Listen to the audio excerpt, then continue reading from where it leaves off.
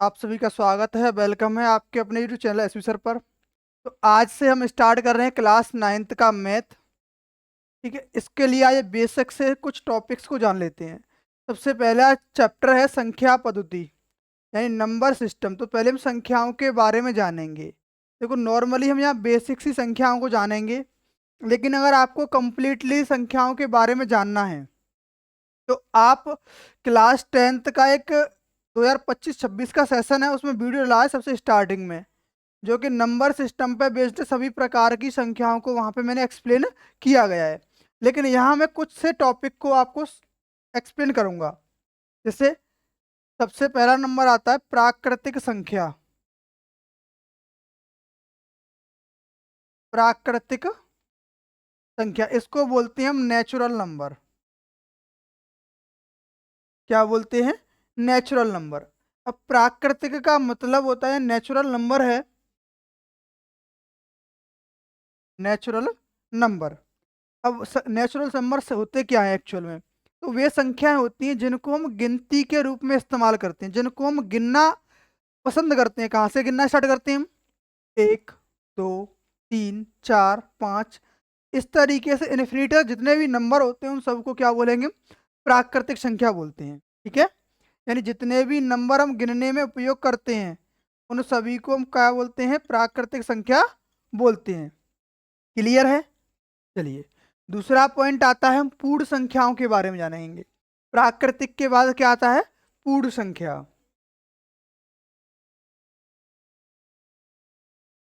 पूर्ण संख्या यानी कि होल नंबर।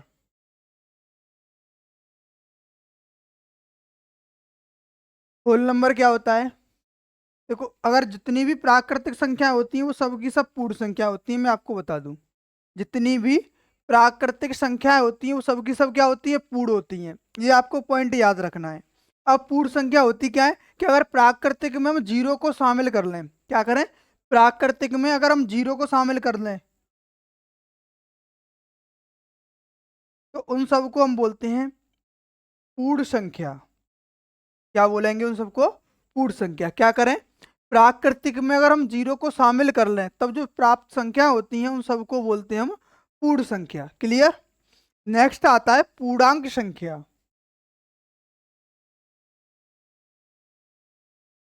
पूर्णांक संख्या इसको हम बोलते हैं इंटीजर नंबर।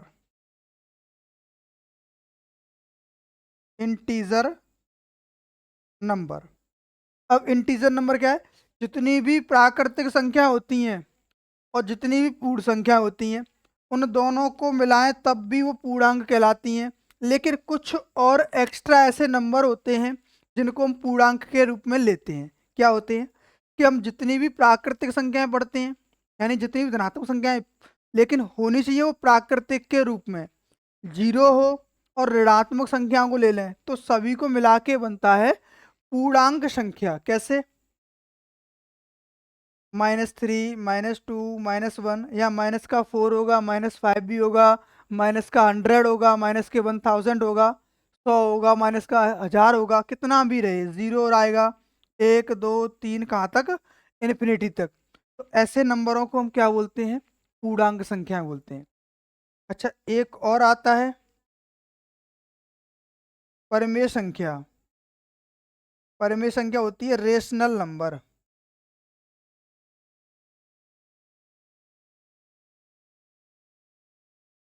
Rational number. अब रेशनल नंबर क्या होता है कि जो संख्या हम पी बट्टे क्यू के रूप में लिख सकते हैं, जिन संख्याओं को हम क्या कर सकते हैं? पी वाई क्यू के फॉर्मेट में लिख सकते हैं, but Q does not equal zero होना चाहिए। इसको हम किस में रूप में लिखें? पी बट्टे क्यू के रूप में। यानी कैसे? 1/2 हुआ, -1/2, 3/2, जितनी भी संख्याएं होती हैं उन सबको हम बोलते हैं परमेय संख्याएं। लेकिन जो अब तक हमने पढ़ी हैं उस रूप में। ठीक है ना?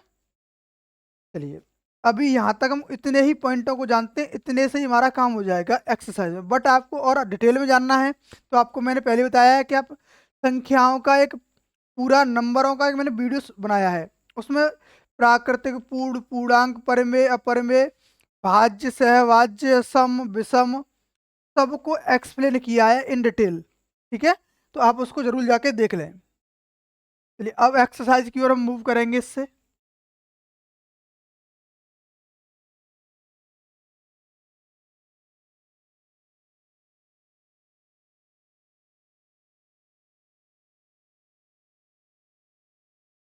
देखो क्वेश्चन 1 है कि निम्नलिखित कथनों के लिए सत्य और असत्य छांट लिखिए और कारण दीजिए। तो पहला है कि 0 एक परिमेय संख्या है। तो आपको बताना है 0 परिमेय संख्या होती है। तो परिमेय संख्याओं में मैंने 0 को शामिल किया था। लेकिन एक और बात, परिमेय संख्या होगी तो सर आप बताओ प्रूफ कैसे करें हम। तो मैंने बताया जो संख्याएं p बट्टे क्यू के रूप में लिखी जाएंगी, और इसमें एक कंडीशन होती है q डज नॉट इक्वल 0 होना चाहिए, यानी q का मान कभी भी 0 नहीं होना चाहिए। तो अगर मैं 0 में 1 से भाग लगा दूं, 0 में 2 से भाग लगा दूं, 0 में -3 से भाग लगा दूं, हमेशा आंसर कितना आएगा? 0 आएगा। तो देखो क्या q का मान कहीं 0 आया है? नहीं। आंसर क्या आया है? 0। तो हर जिसका 0 ना हो लेकिन अंश 0 हो जाए वो सभी संख्या कैसी हैं? परिमेय है। ठीक है ना? कैसी संख्या है ये? परिमेय संख्या है। तो ये बात कैसी है? सही है ना? क्यों सही है? क्योंकि 0 एक परिमेय संख्या है, क्योंकि उसका अंश 0 हो सकता है लेकिन हर कभी भी 0 नहीं हो सकता, और उसका मान निकालेंगे तो हमेशा 0 आएगा, किसी भी संख्या से आप भाग लगाओगे। क्लियर है? अब बोला एक सबसे छोटी प्राकृतिक संख्या है किंतु सबसे छोटा पूर्णांक नहीं। तो बात सही है ये भी। क्यों? प्राकृतिक संख्याएं 1 से स्टार्ट होती हैं, लेकिन पूर्ण संख्याएं हमेशा कहाँ से स्टार्ट होती हैं? 0 से। तो सबसे छोटी प्राकृतिक संख्या 1 होती है, लेकिन सबसे छोटी पूर्ण संख्या या पूर्णांक पूर्ण संख्या 0 होती है। और पूर्णांक की बात कहो तो पूर्णांक सबसे छोटी हम उसको माइनस का इन्फिनिटी बोल सकते हैं, वो होगी क्या रहेगी? माइनस इन्फिनिटी, जो हमें एक्चुअल में पता ही नहीं है। माइनस में जितना छोटा नंबर होता है वो उतना ही बड़ा होता है, और जितना बड़ा होता है वो उतना ही छोटा होता है। तो लास्ट नंबर हम इन्फिनिटी को मानते हैं। ठीक है? तो एक कभी भी पूर्णांक संख्या में सबसे छोटा नंबर नहीं हो सकता। तो ये भी बात सही है। लेकिन प्राकृतिक संख्याओं में सबसे छोटा नंबर 1 होता है, पूर्ण संख्याओं में सबसे छोटा नंबर क्या होता है? 0 होता है। ठीक। अब तीसरा क्वेश्चन है, दो परिमेय संख्याओं के मध्य अपरिमेय रूप से असंख्य परिमेय संख्या होती हैं। जैसे मैंने परिमेय संख्या ली 1 और 2, दोनों परिमेय संख्या हैं। अब इसने कहा है इसके बीच में असंख्य अपरिमित रूप से बहुत सारी संख्या होती हैं। अगर मैं लिखना चाहूँ तो 1.000000000000001 कर दूं, तो यहीं तक बहुत सारे नंबर हो गए या नहीं हो गए? तो हम यहाँ तक इन्फिनिटी नंबर होते हैं। कोई सी भी आप दो परिमेय संख्या ले लो, उनके बीच में अगर परिमेय संख्या पूछी जाती है तो इन्फिनिटी होती है, उनका कोई मान नहीं हो सकता। क्योंकि बहुत सारी संख्या ऐसी हैं जो अपरिमेय हैं, जो उन दो परिमेय संख्याओं के बीच में, दो परिमेय संख्याओं के बीच में बहुत सारी परिमेय संख्याएं होती हैं। अगर यहाँ लिखा है हमने 1.0000001, तो ये भी क्या है? एक परिमेय संख्या है। ठीक है ना? ये क्या है? एक परिमेय संख्या। और ऐसी ही बहुत सारी संख्याएं हम बनाकर तैयार कर सकते हैं। ठीक है? तो ये भी क्या है? सही है। अब परिमेय संख्याएं धनात्मक, ऋणात्मक एवं शून्य हो सकती हैं। यानी ये सभी संख्याएं क्या रहती हैं? पॉजिटिव भी रहती हैं, नेगेटिव भी रहती हैं, और 0 भी रहती हैं। मैंने बताया था आपको प्राकृतिक में क्या आता है, पूर्णांक में 0 आता है, और नेगेटिव संख्याएं आती हैं, और पॉजिटिव संख्याएं आती हैं। ठीक है? जितनी भी संख्याएं हैं पॉजिटिव और नेगेटिव, लेकिन होनी चाहिए वो कैसी? हमेशा एक प्राकृतिक संख्या का रूप होना चाहिए, चाहे वो ऋणात्मक हो, चाहे वो 0 हो, और चाहे वो धनात्मक हो। क्लियर है? तो इसमें जितने भी ऑप्शन हैं वो सब के सब सही है, इसमें कोई भी ऑप्शन रॉन्ग नहीं है। चलिए नेक्स्ट क्वेश्चन की ओर मूव करते हैं।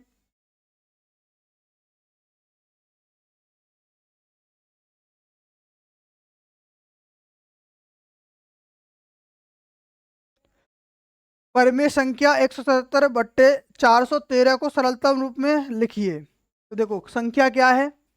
177 बट्टे 413।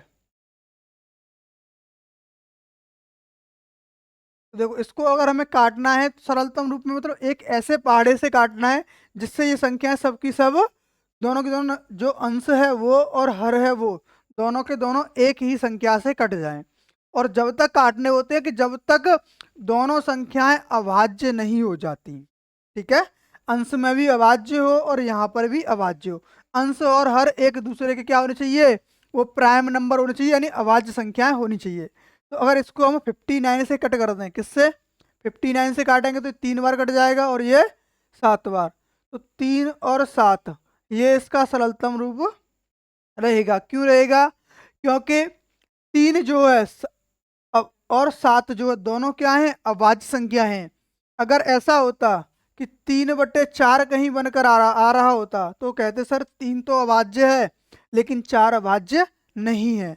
लेकिन बच्चों दोनों में, क्योंकि दोनों एक ही टेबल से नहीं कट रही हैं, दोनों एक ही फाड़े से नहीं कट रही हैं, तब भी ये दोनों एक दूसरे के सहभाज्य होती हैं। क्या होती हैं, सहभाज्य होती हैं। अब सहभाज्य संख्या होती क्या है, तो दो संख्याएं या दो से ज्यादा संख्याओं का अगर मासा निकालें तो वो एक आता है, तो ऐसी संख्याओं को हम सहभाज्य संख्या कहते हैं। ठीक है, तो यहाँ पे 3/7 जो है ऐसी संख्या है दोनों की दोनों अभाज्य हैं। लेकिन हमें देखना क्या होता है कि अंश और हर में इन संख्याओं में वो एक के अलावा ये संख्याएं किसी से नहीं कटनी चाहिए। तो 3 और 7 किसी से कट रहे हैं, नहीं कट रहे, तो किस पहाड़े से कटे हैं, वो है 59 से। ठीक है, चलिए नेक्स्ट क्वेश्चन की ओर मूव करेंगे।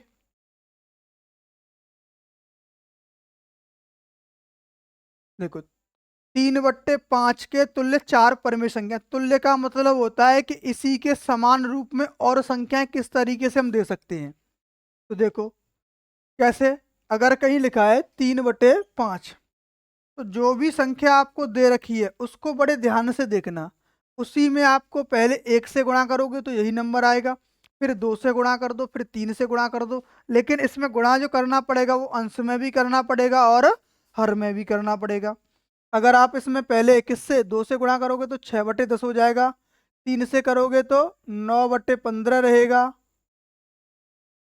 4 से करोगे तो 12/20 रहेगा और 5 से करोगे तो 15/25 रहेगा। लेकिन अगर इसको हम सरलतम रूप में लिख दें तो उनका आंसर सबका क्या रहेगा, 3/5।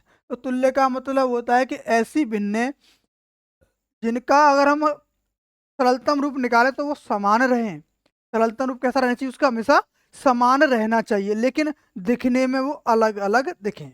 ठीक है, तीनों जो पांचों संख्याएं अलग अलग दिख रही हैं, लेकिन अगर इसका हम सरलतम रूप निकालते हैं तो कैसी आएंगी संख्याएं, ये एकदम समान रहेंगी। इसके हमने चारों क्या निकाल लिए, चारों परिमेय संख्या निकाल ली जो इसके तुल्य हैं।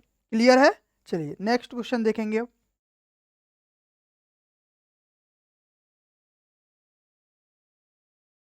देखिए क्वेश्चन नंबर 4 है कि 4/7 के तुल्य 5 परिमेय संख्या निकालनी है। तो आपको इसमें भी करना क्या है, सेम क्वेश्चन।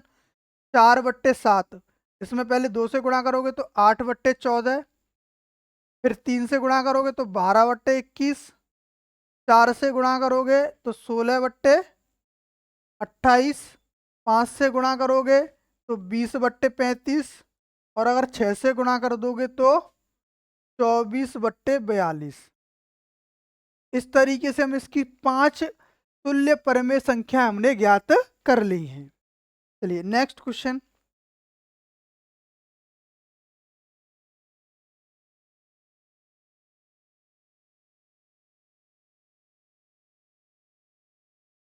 देखिए आज हम केवल क्वेश्चन 5 तक ही कंप्लीट कराएंगे आपको, बट नेक्स्ट वीडियो में हम आपको इस एक्सरसाइज को कंप्लीट करा देंगे। तो क्वेश्चन क्या है 5, निम्नलिखित परिमेय संख्याओं के युग्मों में कौन परस्पर तुल्य संख्या हैं, तुल्य मतलब दोनों बराबर हैं। तो देखो सबसे पहले हम देख लेते हैं किसको, यह है 4/7 और 28/49। देखो 4/7 और क्या है 28/49। 4/7 एकदम सरलता रूप में लिखा हुआ है, बट अगर इसको हम सॉल्व करें तो ये 7 से कट रहा है, 7 चौके 28, 7 सत्ते 49, क्या दोनों बराबर आ रहे हैं, 4/7 बराबर 4/7। तो ये संख्याएं कैसी रहेंगी, तुल्य रहेंगी। कैसी हैं, तुल्य हैं। अगला नंबर है 3/13, 3/13 बराबर 39/93, 39/93। देखो 3 और 13 किसी से कटेंगे नहीं, लेकिन अगर इसको हम चेक करें तो ये 13 से 3 से कट रहा है। 3 एकम 3, 3 त्रिक के 9, 3 से काटेंगे, 3 त्रिक के 9, 3 एकम 3, तो 3/13 बराबर 13/31। क्या ये दोनों बराबर आ रहे हैं? बराबर नहीं है, मतलब ये एक दूसरे के तुल्य नहीं होंगे। क्लियर है? चलिए अगला क्वेश्चन है इसी में, 3/5 और एक और नंबर है वो 57/95, 57/95। तो 3/5 तो किसी से कटेगा नहीं, लेकिन 57 कट जाएगा किससे? 19 या 57, 19 कितना होता है? 57, और 19 पंजे कितना होता है? 95। 3/5 बराबर 3/5। दोनों संख्या कैसी आ गई? बराबर हैं, और बराबर हैं तो कैसी होंगी? ये एकदम तुल्य रहेंगी। ठीक है, अगला देखो, 3/17, 3/17, और दूसरा नंबर है 21/119, 21/119। अब देखो ये किससे कट रहा है? 7 से कट रहा है, 7 तिया 21, और 7 से काटना है, 7 एकम 7, बचा कितना? 4, 49, 7 सत्ते 49, यानी 3/17 बराबर 3/17। तो ये संख्या कैसी रहेगी? तुल्य। जो बराबर हैं वो क्या है? तुल्य संख्याएं हैं, लेकिन जो बराबर नहीं है वो तुल्य नहीं होंगी। क्लियर है? चलिए आज के सेशन को हम यही एंड करते हैं, मिलते हैं नेक्स्ट वीडियो में।